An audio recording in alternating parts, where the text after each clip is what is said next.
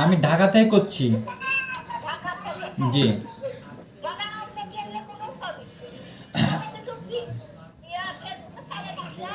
ফেসবুকে আমাদের হচ্ছে জমির একটা ছিল, অ্যাডভান্টেজ ছিল, উনি ওটাতে রেজিস্ট্রেশন করছে, জমি কিনবো কইছে আম করে।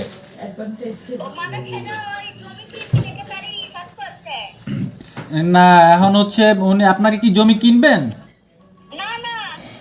তাহলে এই যে রেজিস্ট্রেশন যে করছে এটা জরিমানা কে দিব?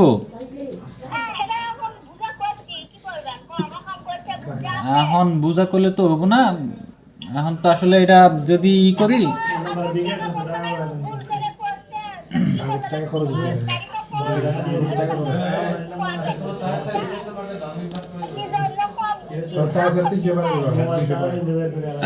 এখন হচ্ছে উপর থেকে নির্দেশ আছে, এটা হচ্ছে জরিমানা যেটা হয়েছে ওটা দিতে হবে আপনার হাফ।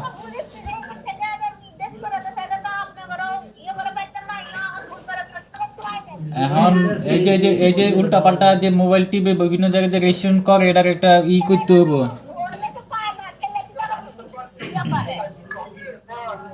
এখন হচ্ছে এডি তো যদি মামলা টামলা হয় তাহলে কিন্তু বিশাল ঝামেলা, তখন 2-4-5 লাখ টাকা মামলা কিন্তু এডি উড়াইতে হইব। না না, ভিডিও কল কেন দিব? ভিডিও কলে কি কথা বলবেন আপনি? তাহলে হচ্ছে আমি থানায় যোগাযোগ করি, তখন ওখান থেকে যোগাযোগ করেন আপনারা।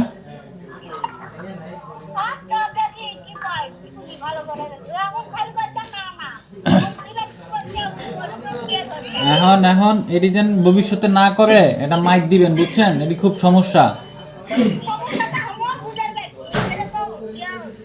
সমস্যা না, এই যে কোম্পানিতে যে এত টাকা খরচ গেল, আপনি তাহলে 20টা রিচার্জ করে দেন এই নাম্বারে, তাইলে থাক, আর কিছু করা লাগবে না।